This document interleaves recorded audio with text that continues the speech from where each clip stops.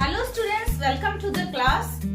As you all know, now these days we are learning about parts of speech. In previous classes, we learned what is parts of speech and what is noun. In today's class, we are going to discuss about pronoun. Basically, we will learn what is pronoun, why we need to use pronoun in English language, and how we can identify the pronoun. So let's start our class. Pronoun. Pronoun. जैसा कि आप इसके नाम से ही समझ सकते हैं, ये दो शब्दों से मिलकर बना है pro and noun. Pro is a Latin word means four. किसके लिए? नाउन के लिए. तो ऐसे वर्ड्स जो नाउन के लिए आते हैं या नाउन के प्लेस में आते हैं, उन वर्ड्स को हम लोग प्रोनाउन कहते हैं. अब ये नाउन है क्या? प्रीवियस वीडियो में मैंने आपको पढ़ाया था, noun is a name of person, place and a thing. तो नाउन क्या है? जो भी यूनिवर्स में जो भी चीजें आप देख रहे हैं, चाहे वो लिविंग हो, नॉन लिविंग हो, विजिबल हो, इनविजिबल हो, सबका अपना नाम होता है और उस नाम को ही हम लोग क्या कहते हैं? नाउन कहते हैं. जो कुछ भी नाम में आए वो नाउन होता है. तो यहाँ हम बात कर रहे हैं प्रोनाउन की. तो प्रोनाउन क्या है? जो नाम के लिए आए या नाम के बदले में आए या नाम की जगह पर आए, उनको हम लोग प्रोनाउन कहते हैं. इसका डिफिनीशन हम लोग लिखकर देखते हैं. ए pronoun is a word that is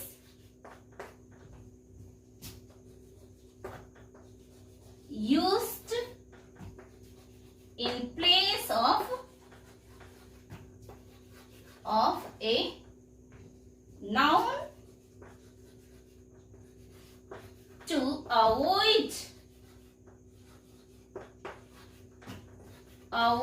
the repetition of a noun. For example, I, he, she, लड़की है तो she बोलेंगे. We, you, they,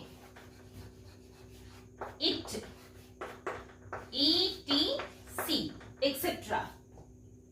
तो देखिए, a pronoun is a word that is used in place of a noun to avoid the repetition of a noun.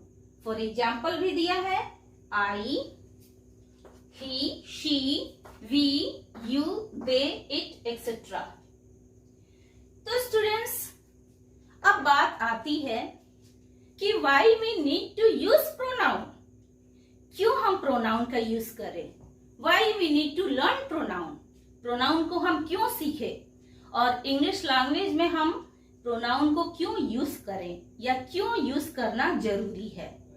तो चलिए इसको हम लोग एक एग्जाम्पल से समझते हैं. Rajiv has a sister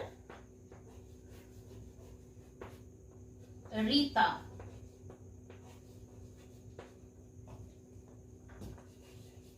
Rajiv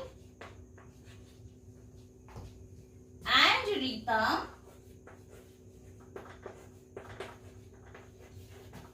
go to the same school.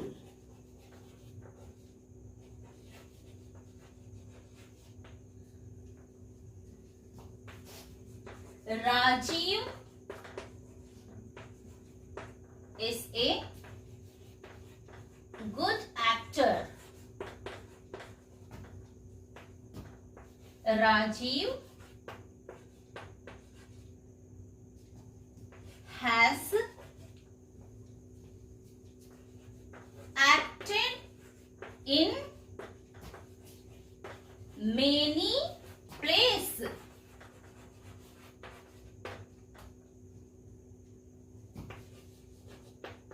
Rita is not only a good dancer, Rita can also sing. चलिए देखते हैं, Rajeev has a sister Rita. तो इस पैराग्राफ में आपने देखा कि किसके बारे में बात हो रही है, राजीव और उसकी बहन रीता के बारे में बात हो रही है। और उसके बाद के सेंटेंस में आप देख सकते हैं, Rajeev and Rita go to the same school. ये राजीव और रीता, बार बार इसमें नेम आना ये जरूरी नहीं था। इसी नेम को अवॉइड करने के लिए हम लोग क्या लगाते हैं, प्रोनाउन का यूज करते हैं। तो राजीव एंड रीता ये दोनों के लिए हम एक प्रोनाउन दे का यूज कर सकते हैं। राजीव लड़का है, इसके लिए हम लोग ही वर्ड का यूज कर सकते हैं। फिर रीता, रीता के लिए लड़की है, इसलिए हम इसके लिए शी वर्ड का यूज कर सकते हैं। तो स्टूडेंट्स, देखा आपने कि हमको प्रोनाउन सीखना क्यों जरूरी है, to avoid the repetition of a noun. बार बार एक ही नाम को हम लोग रिपीट करते हैं, इसको अवॉइड करने के लिए हमें प्रोनाउन का यूज करना जरूरी होता है, प्रोनाउन को सीखना जरूरी होता है। तो अब बारी आती है नेक्स्ट क्वेश्चन की, कि हम प्रोनाउन को किस तरह से आइडेंटिफाई करेंगे, किस तरह से पहचानेंगे कि एक सेंटेंस में प्रोनाउन कौन सा है। तो इसके लिए हम लोग प्रोनाउन को क्लासिफिकेशन करते हैं, क्लास में बांटते हैं, वर्गों में बांटते हैं, उसका वर्गीकरण करते हैं और तब उसको सीखते हैं। देखते हैं प्रोनाउंस के कितने काइंड्स होते हैं, कितने टाइप्स होते हैं। काइंड्स ऑफ प्रोनाउन, या इसको टाइप्स ऑफ प्रोनाउन भी हम लोग कह सकते हैं। तो फर्स्ट प्रोनाउन है personal pronoun, second reflexive pronoun,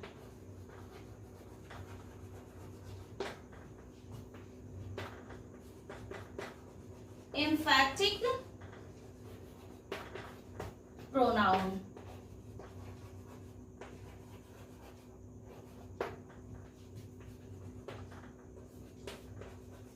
indefinite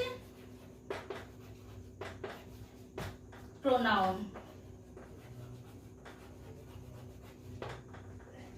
fifth interrogative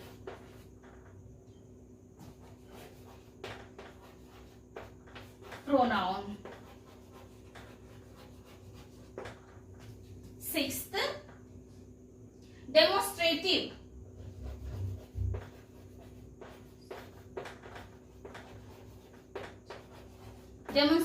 pronoun,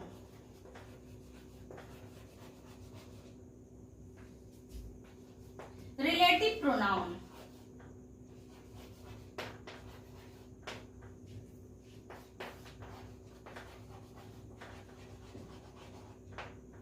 and eighth reciprocal pronoun, nine distributive pronoun,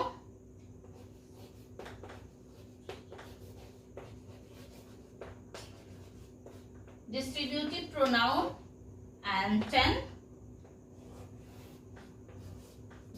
exclamatory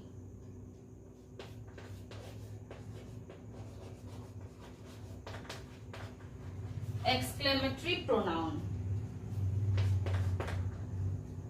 So once more, personal pronoun, reflexive pronoun, emphatic pronoun, indefinite pronoun, interrogative pronoun, demonstrative pronoun, relative pronoun, reciprocal pronoun, distributive pronoun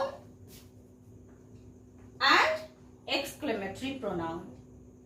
So अभी हम लोग personal pronoun के बारे में discuss करेंगे। Personal pronoun क्या होता है, चलिए देखते हैं। पर्सनल प्रोनाउन फर्स्ट है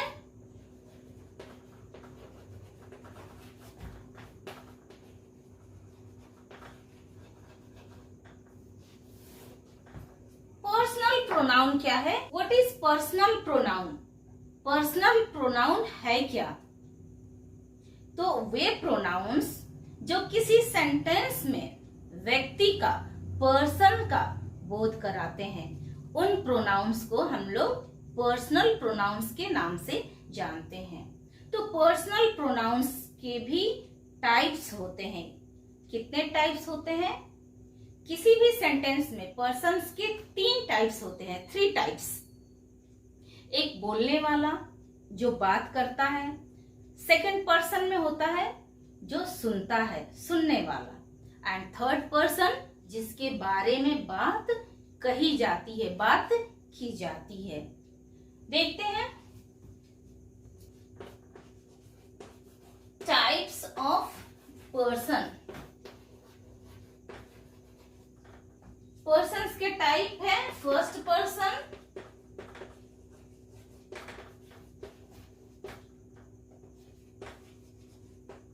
फर्स्ट पर्सन में क्या क्या आएंगे? कौन कौन बात कर सकता है?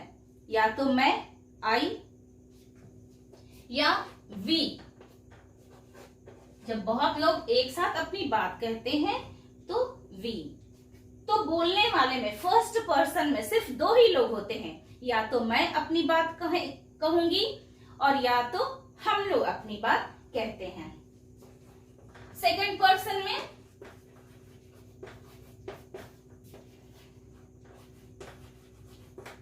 पर्सन में यू, सुनने वाला। सुनने वाला हमेशा कौन होता है? तुम, आप। तो सिंगुलर और प्लूरल में दोनों में यू ही होता है। Third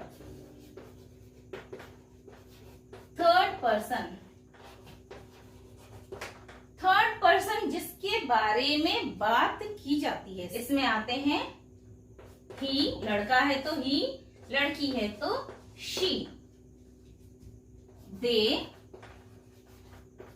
it, etcetera. अगर वो कोई जानवर है या निर्जीव है तो उसके लिए हम लोग इट का प्रयोग करते हैं।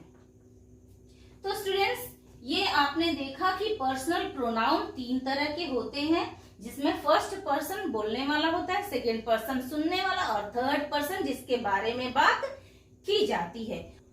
किसी भी वाक्य में प्रोनाउंस का प्रयोग हम लोग नॉमिनेटिव यानी कि सब्जेक्ट केस, कर्ता कारक, ऑब्जेक्टिव केस, कर्म कारक, एंड पोसेसिव केस, संबंध कारक के रूप में करते हैं।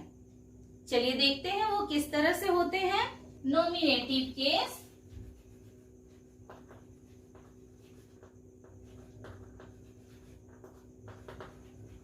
इसको हम लोग सब्जेक्टिव केस भी बोलते हैं।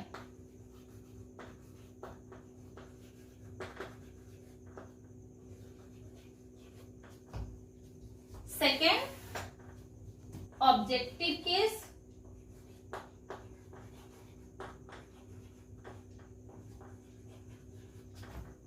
And third, possessive case.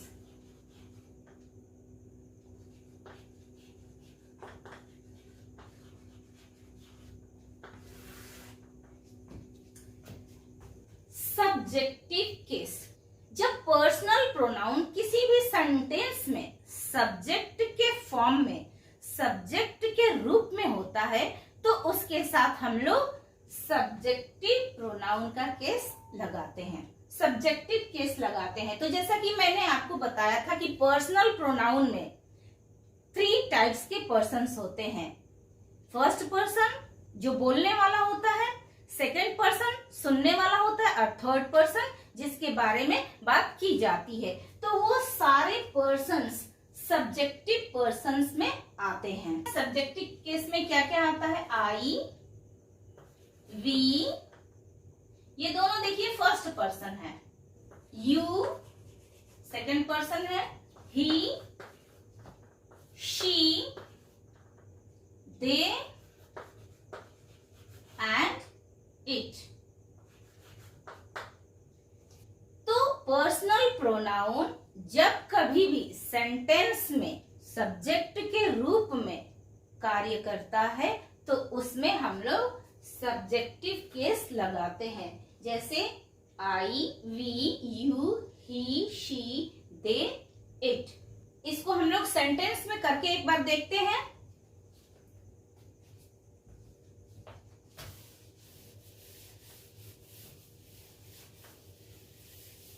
For example, they went picnic. They went to picnic.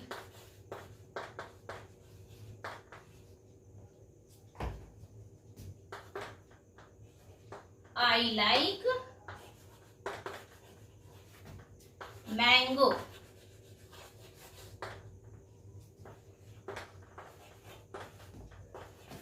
We go to sleep. She is a dancer.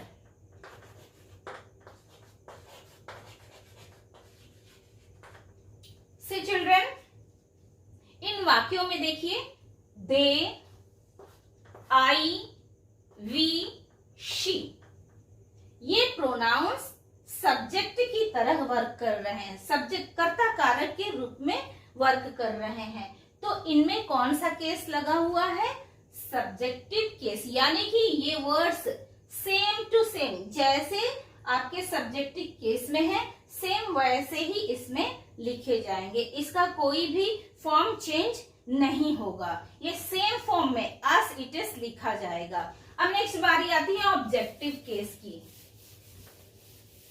Objective case, जब भी पर्सनल प्रोनाउन, जब कभी भी सेंटेंस में पर्सनल प्रोनाउन ऑब्जेक्टिव फॉर्म में वर्क करे, कर्म कारक के रूप में वर्क करे, तो उसमें हम लोग ऑब्जेक्टिव फॉर्म लगाते हैं।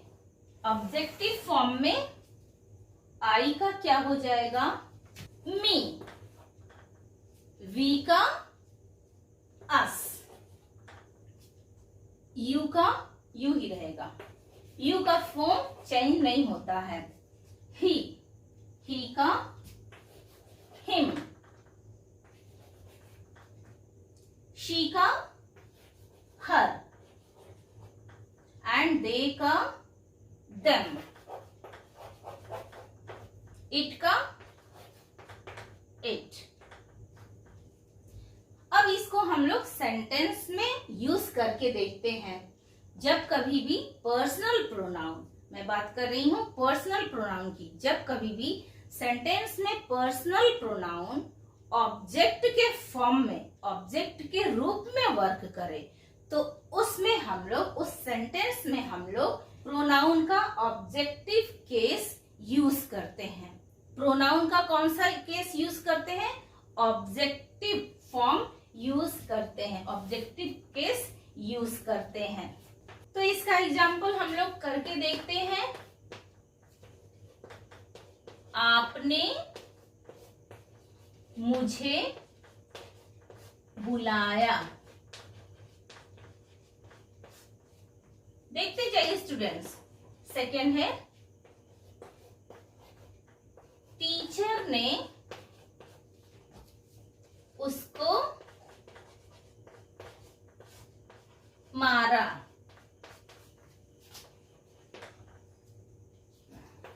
आप उनको जानते हैं।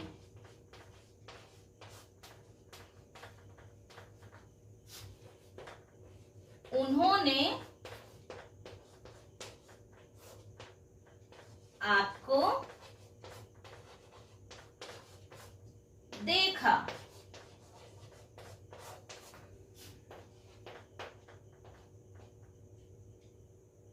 हम लोग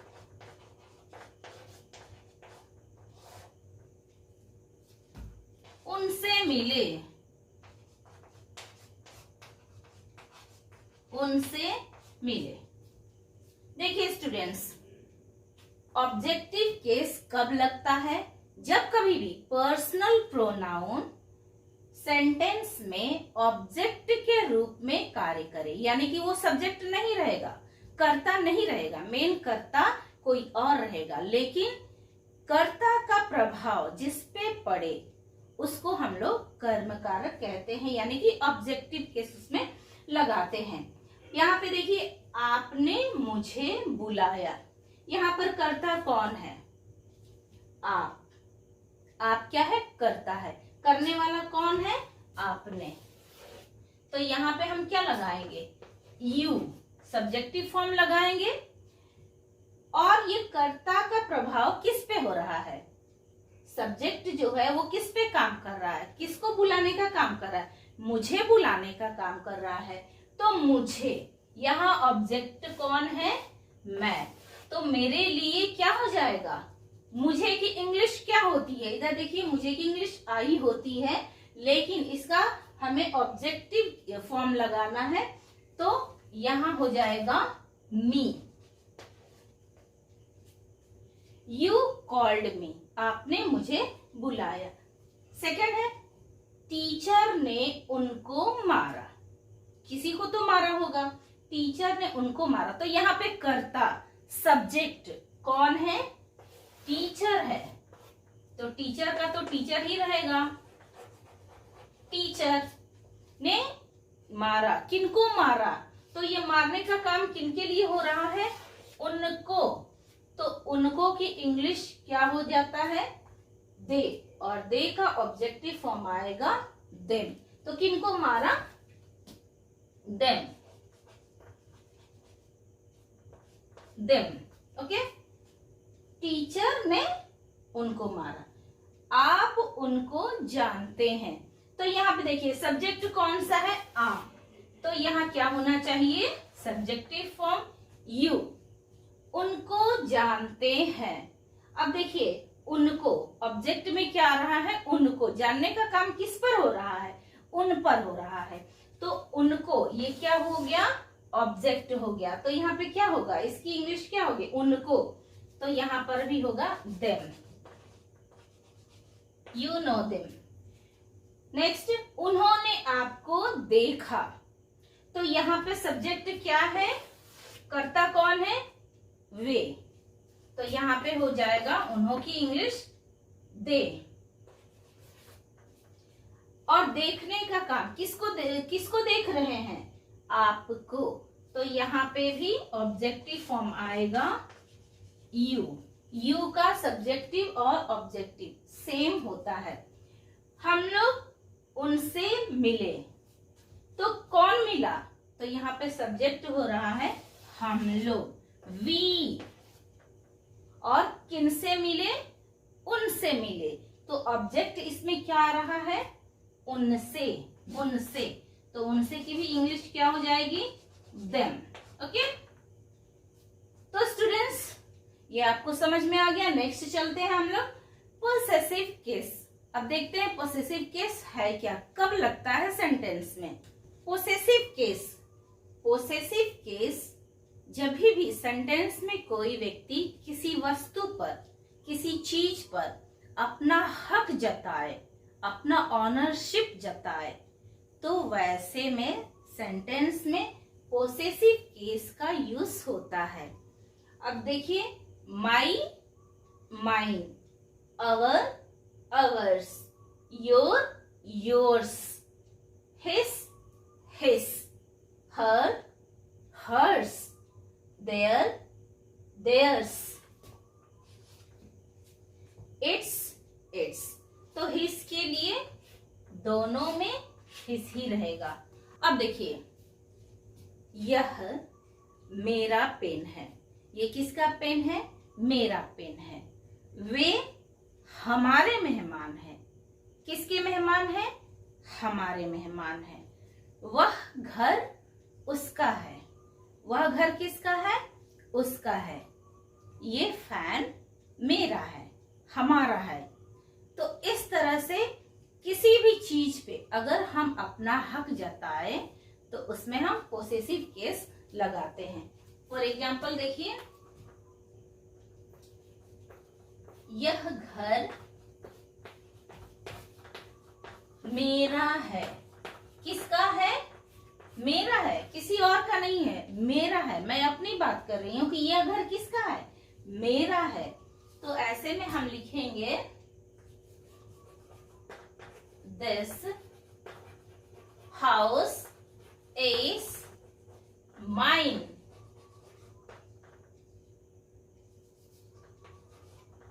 दिस हाउस इज माइन। ये मेरा घर है। और अगर इसी को हम लिखते हैं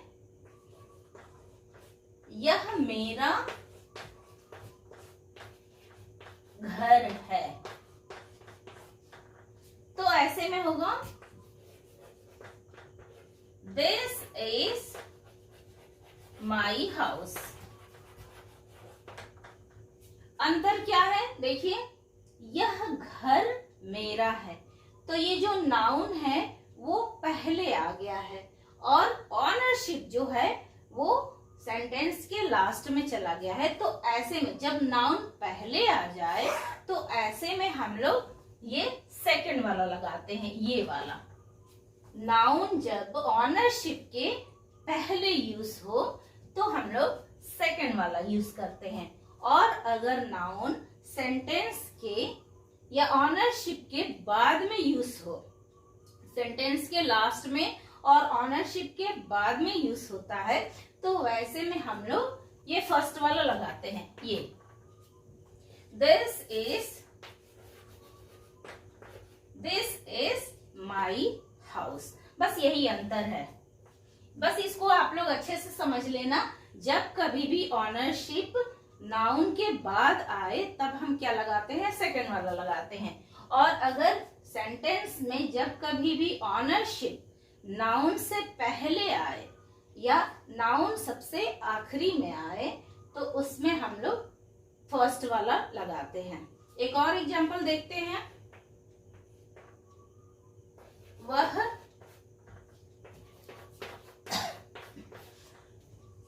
वह मेरा दोस्त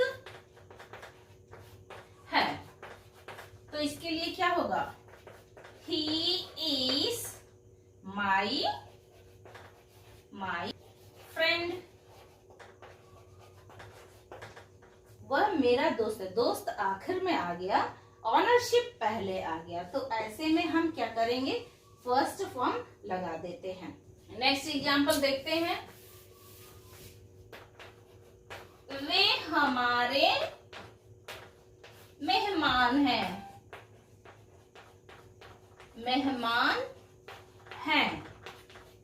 किसके मेहमान हैं? हमारे।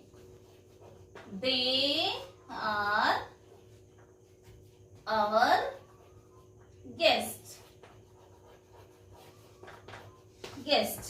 अगर इसी को हम चेंज करके लिखें कि वे मेहमान हमारे हैं, तो दोस गेस्ट्स आर आवर्स। ये देखिए, hours.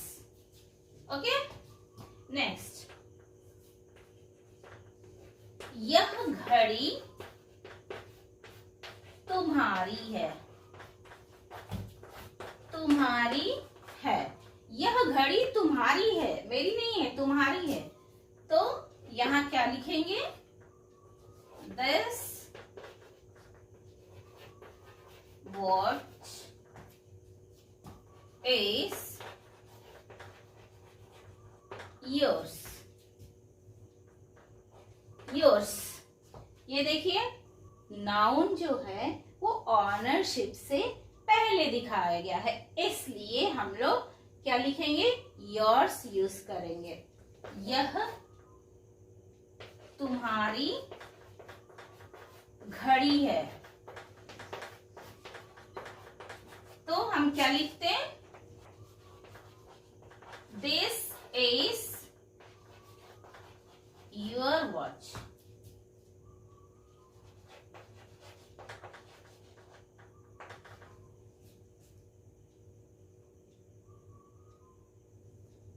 This is your watch, this is your watch. किसकी घड़ी है, तुम्हारी घड़ी है, यह घड़ी तुम्हारी है। तो यहाँ जब ऑनरशिप बाद में आता है तो हम क्या लिखते हैं, दिस वॉच इज योर्स। तो आपने देखा पोसेसिव केस कभी भी किसी भी वस्तु पर अपना हक जताने के लिए, अपना ऑनरशिप दिखाने के लिए हम लोग पोसेसिव केस का यूज करते हैं। तो इसमें माई माई सेंटेंस में जब कभी भी अगर नाउन पहले आ गया और ऑनरशिप बाद में दिखाता है तो वैसे में हम लोग ये सेकंड वाला लगाते हैं, और जब कभी भी नाउन सेंटेंस के सबसे लास्ट में आए और ऑनरशिप पहले आए तो उसमें हम लोग फर्स्ट वाला दिखाते हैं। ये फर्स्ट में दिखाने के लिए ये, और लास्ट में दिखाने के लिए ये। नेक्स्ट है reflexive pronoun. What is reflexive pronoun? Sentence में रिफ्लेक्सिव प्रोनाउन कब आते हैं? तो ये देखिए वर्ड्स से ही क्लियर हो जाता है, रिफ्लेक्ट करते हैं, ये खुद अपने आप को ये बताते हैं, दर्शाते हैं। तो ये रिफ्लेक्टिव प्रोनाउन सेंटेंस में एक ऑब्जेक्ट की तरह प्रयुक्त होते हैं, लेकिन वो सब्जेक्ट को रिप्रेजेंट करते हैं, दर्शाते हैं। ऐसे प्रोनाउंस को हम लोग रिफ्लेक्सिव प्रोनाउन कहते हैं। अब इधर देखिए कुछ वर्ड्स मैंने लिख रखे हैं। सिंगुलर में क्या यूज होता है? माई सेल्फ, अपने लिए, my self, yourself, himself, herself and itself. अगर प्लूरल हो तो आवर सेल्फ्स, योर सेल्फ। ये देखिए योर सेल्फ एक सिंगुलर में भी है, लेकिन यहाँ प्लूरल में क्या हो जाएगा? Ourselves, themselves. इसको हम लोग सेंटेंस में समझते हैं तब क्लियर हो जाएगा। He hurt himself, उसने क्या किया? खुद को, अपने आप को चोट किया। He himself, उसने किसको किया? himself। तो इसमें आप देख रहे हैं रिफ्लेक्सिव प्रोनाउन में खुद, अपने आप के लिए, यानी कि अगर सब्जेक्ट मैं हूं, सब्जेक्ट अगर वो है तो वो अपने आप के लिए, खुद के लिए ही क्या करेगा? रिप्रेजेंट करता है। तो ऐसे ऑब्जेक्ट जो सब्जेक्ट को रिप्रेजेंट करते हैं, और सब्जेक्ट कैसा होता है? वो खुद ही होता है। The cat crosses the road itself. The cat, इसमें देखिए इटसेल्फ, कैट क्या किया? अपने आप रोड को क्रॉस किया, अपने आप। इटसेल्फ सिंगुलर है, कैट सिंगुलर है, तो इसके साथ itself. The children decorated notice board. Children plural word है, ध्यान रखिएगा। The children decorated notice board themselves, themselves, themselves. Dad and I painted the canvas ourselves. इसमें देखिए प्लूरल आ गया ना, डैड एंड आई बोथ। तो painted the canvas ourselves. Next, I drive my car myself. क्या बता रहा है? I drive my car myself. इसमें सब्जेक्ट आई है और ऑब्जेक्ट क्या है? My self. लेकिन ये किसको रिप्रेजेंट कर रहा है? आई को। तो आपने देखा रिफ्लेक्सिव प्रोनाउन सेंटेंस में एक ऑब्जेक्ट की तरह होते हैं, लेकिन वो सब्जेक्ट को रिप्रेजेंट करते हैं, प्रस्तुत करते हैं, दिखाते हैं। ये खुद रिफ्लेक्सिव मतलब खुद के लिए ही ये होता है। नेक्स्ट देखते हैं emphatic pronoun. Reflexive and emphatic pronoun. देखने में बनावट में सेम एक जैसे ही होते हैं, लेकिन एम्फैटिक प्रोनाउंस जो है वो सेंटेंस में सब्जेक्ट का, नाउन हो या प्रोनाउन हो, सब्जेक्ट का एम्फेसिस, महत्व को क्या करता है, बढ़ाता है, बढ़ा देता है। इसके लिए हम लोग क्या करते हैं, एम्फैटिक प्रोनाउंस का यूज हम लोग नाउन या सब्जेक्ट के जस्ट बाद में करते हैं। देखिए ये सेम वही रिफ्लेक्सिव और एम्फैटिक, जिसको हम लोग हिंदी में बोलते हैं ना निजवाचक सर्वनाम। सिंगुलर में आते हैं myself, yourself, himself, herself and itself. Plural में है आवरसेल्व्स, योरसेल्व्स, देमसेल्व्स। तो ये सेम रिफ्लेक्सिव प्रोनाउंस ही क्या होते हैं, एम्फैटिक प्रोनाउन होते हैं। बस इसमें डिफरेंस क्या है कि ये हमेशा सेंटेंस में सब्जेक्ट के जस्ट बाद में लिखे जाते हैं। देखिए आप सेंटेंस देख के देखिए, आई माई सेल्फ, यस सब्जेक्ट क्या है इसमें, आई, और आई के जस्ट बाद में ये आया है my self. I my self solved this question. लेकिन आपने इसके पिछले रिफ्लेक्सिव प्रोनाउन में देखा था कि ये जो रिफ्लेक्सिव प्रोनाउन है ये उसमें सेंटेंस में सबसे लास्ट में लगा हुआ था, लेकिन एम्फैटिक प्रोनाउन में ये सब्जेक्ट के जस्ट बाद में लिखे जाते हैं। He himself told me, subject ही आ गया और सब्जेक्ट के जस्ट बाद में हम क्या लगाते हैं, emphatic pronoun. The cat itself, subject क्या है, द कैट, और सब्जेक्ट के बाद में हम एम्फैटिक प्रोनाउन यूज करेंगे। इटसेल्फ क्रॉसेस द रोड, उसको किसी ने रोड नहीं क्रॉस करवाया बल्कि खुद उसने ही रोड को क्या किया, क्रॉस किया। नेक्स्ट, दे देमसेल्व्स हर्ट, उन्होंने अपने आप को हर्ट किया, किसी ने नहीं किया लेकिन उन्होंने अपने आप को हर्ट किया।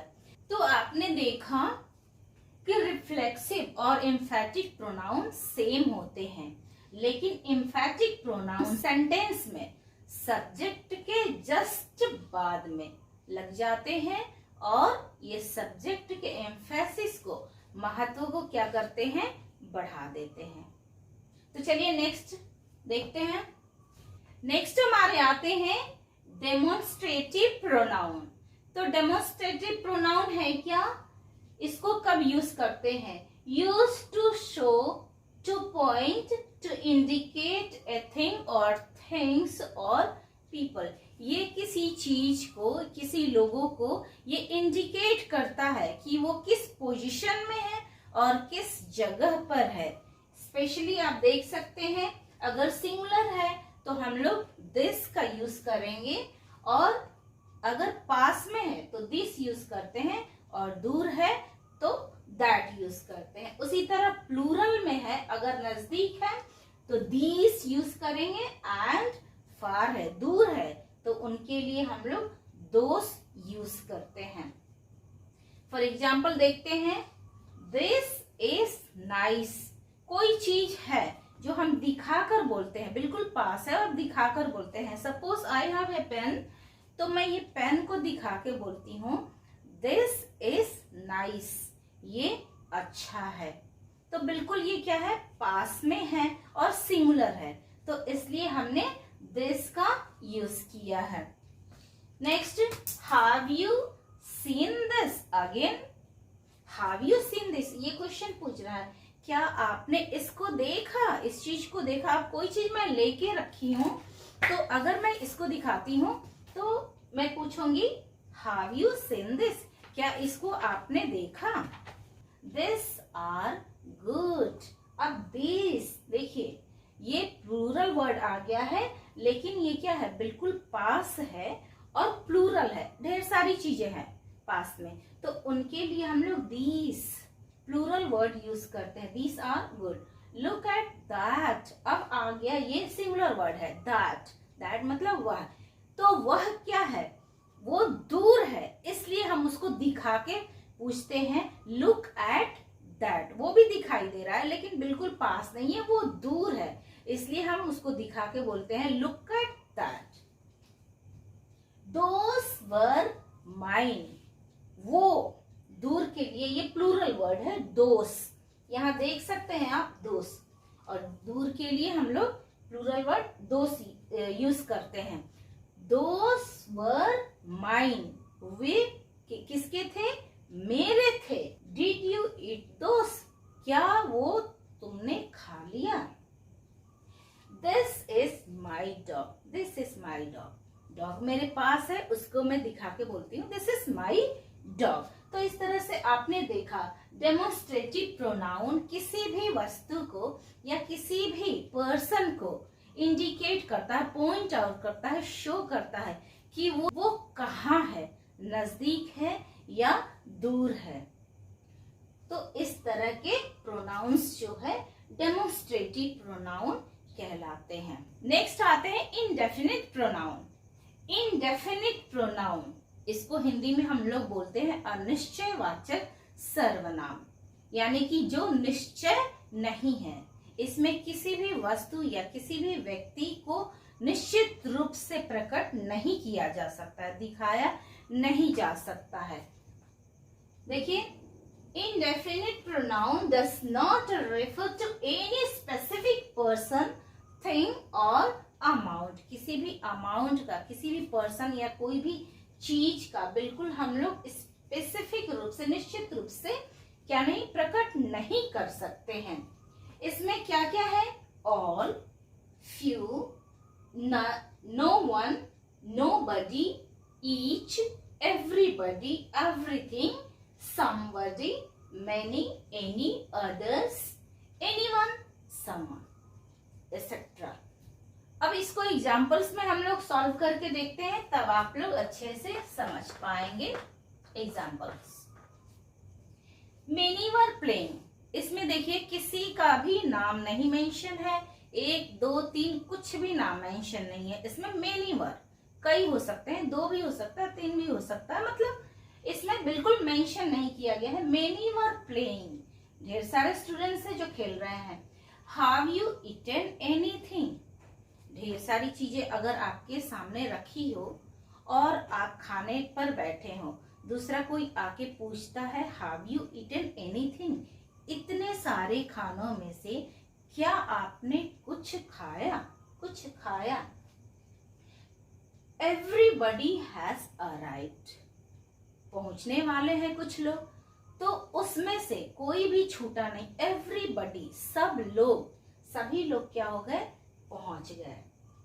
एवरीथिंग इज रेडी, सपोज अगर आपकी मम्मा घर पे खाना बना रही होती हो या आप खाना बना रहे होते हैं, तो उसमें सिर्फ एक चीजें नहीं होती है, ढेर सारी चीजें बनानी होती है। आपके गेस्ट आने वाले हैं, तो क्या होता है, आप जब रेडी कर लेते हैं तो क्या बोलते हैं? Everything is ready. Both are good, both are good, दोनों अच्छे हैं, दोनों अच्छे हैं। Can anyone answer this question, ढेर सारे स्टूडेंट्स हैं, ढेर सारे पीपल हैं, तो उसमें से किसी एक को, हमने नाम नहीं मेंशन किया, किसी पर्टिकुलर पर्सन को नहीं बोला, बल्कि हमने यूं किसी को भी बोल दिया। Anyone, anyone, can anyone answer this question, क्या कोई आंसर दे सकता है इस क्वेश्चन का? गिव मी सम मोर, कुछ और दो, मुझको थोड़ा और दो, थोड़ा। अब इसमें अमाउंट नहीं बताया है, ज्यादा, थोड़े में कितना होगा, इतना होगा, ये सब नहीं बताया है। सम मोर, गिव मी सम मोर, तो यहाँ देखिए some more, anyone, both, everything, everybody, anything and many, ये आपके indefinite pronoun को रिप्रेजेंट करते हैं। नेक्स्ट है interrogative pronoun। What is interrogative pronoun? Interrogative pronoun is used to ask question. Always it is in question form। हमेशा क्या होता है? इंट्रोगेटिव प्रोनाउन क्वेश्चन के फॉर्म में होते हैं या क्वेश्चन पूछने के लिए यूज किए जाते हैं। Let us see example. What is that? What is that? ये what. Who is he? Who? Who are you? Who are you? Who? Who gave you? Again who? Whose is this? Whose is this? अगर कोई चीज हम दिखा के किसी को पूछते हैं किसका है, ये किसका है? Whose? Whose is this? Which is yours? Which? कौन सा तुम्हारा है? कोई चीज होगी, उनमें से कौन सा तुम्हारा है? Which is yours? When did you go? तुम कब जाओगे? When did you go? कब जाओगे? Where are you going? कहाँ जा रहे हो? आप कहाँ जा रहे हो? Where are you going? Whom do you want? आप किसको चाहते हैं? Whom? तो students, you can see here what, who, whose, which, when, where, whom. This all words are interrogative pronoun. ये हमेशा क्वेश्चन के फॉर्म में होते हैं और क्वेश्चन पूछने के लिए यूज किए जाते हैं. Interrogative pronoun. Okay, next let us see relative pronouns. What is relative pronouns? Relative pronoun introduces a relative clause. Relative pronouns जो है वो काफी words interrogative pronoun से मैच होते हैं. ये सेंटेंस को, दो सेंटेंस को, दो क्लॉज को जोड़ने का काम करते हैं. For example, who, which, that, what, whose, whom. इसको सेंटेंस में पढ़कर देखते हैं. I know Sarla who has just give out. मैं सरला को जानती हूँ जो अभी तुरंत छोड़ती है. Second, I have found the dog. मैंने कुत्ते को पा लिया. Which I lost. जो मैंने खो दिया था उस कुत्ते को मैंने पा लिया. This is the chair whose leg is broken. Whose, यहाँ पे whose क्या है? रिलेटिव प्रोनाउंस का काम कर रहा है. The man whose shirt is white is my son. Whose, ये भी जोड़ने का काम कर रहा है. The man whose shirt is white is my son. The pen which I use is very old. जो मैं पेन यूज करती हूँ वो क्या है? बहुत ही पुराना है. Which, तो आप देख सकते हैं कि इस सेंटेंस में who, which, whose ये सारे वर्ड्स रिलेटिव प्रोनाउंस की तरह यूज किए गए हैं. तो रिलेटिव प्रोनाउंस दो क्लॉज, दो सेंटेंस के बीच में संबंध बनाता है. रिलेटिव प्रोनाउंस के काफी वर्ड्स इंट्रोगेटिव प्रोनाउंस से मैच करते हैं. नेक्स्ट आता है रेसिप्रोकल प्रोनाउन. ये ऐसे प्रोनाउंस हैं जो दो प्रोनाउंस से मिलकर बनते हैं एवं परस्पर संबंध को व्यक्त करते हैं. कोई भी सब्जेक्ट होगा उसके परस्पर संबंध रिप्रेजेंट करते हैं, दिखाते हैं. ईच अदर, देखिए दो प्रोनाउन से मिलकर बनता है. ईच अदर, वन अनदर, ये भी दो प्रोनाउन से मिलकर बना है. इसको सेंटेंस में हम लोग एक बार देखते हैं. They can't see each other, वे एक दूसरे को देख नहीं सकते हैं. ईच अदर, एक दूसरे को. जॉन एंड मेरी love each other. John and मेरी की बात हो रही है. ये दोनों सब्जेक्ट के संबंध को बताता है कि वो आपस में क्या करते हैं? प्रेम करते हैं. We gave gifts each other. We gave, एक दूसरे को, हर एक को क्या हमने दिया? गिफ्ट दिया है. They all gave gifts to one another. एक दूसरे को हमने क्या किया? गिफ्ट दिया. The two friends quarrel with each other. दो दोस्त जो हैं एक दूसरे से, दोनों के संबंध को यहाँ सब्जेक्ट के संबंध को आपस में ये दर्शाता है, बताता है कि दोनों आपस में झगड़ा किए। ये हमेशा रेसिप्रोकल प्रोनाउंस हमेशा प्लूरल फॉर्म में ही होता है। ईच अदर सेंटेंस में दो सब्जेक्ट के लिए यूज किया जाता है एंड वन अनदर टू से ज्यादा हो उसके लिए यूज किया जाता है। बट अभी जो मॉडर्न इंग्लिश है उसमें ईच अदर और वन अनदर का ये जो रूल्स था वो उसको खत्म कर दिया गया है। अब हम दो के लिए और दो से ज्यादा लोगों के लिए ईच अदर और वन अनदर यूज कर सकते हैं। Distributive pronoun. डिस्ट्रीब्यूटिव प्रोनाउन क्या है?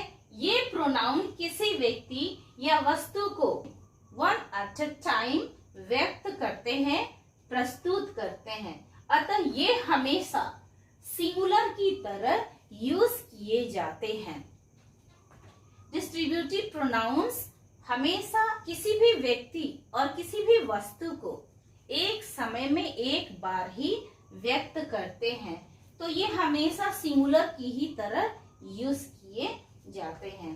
अब देखिए एग्जाम्पल में any, one, each, everyone, either, neither.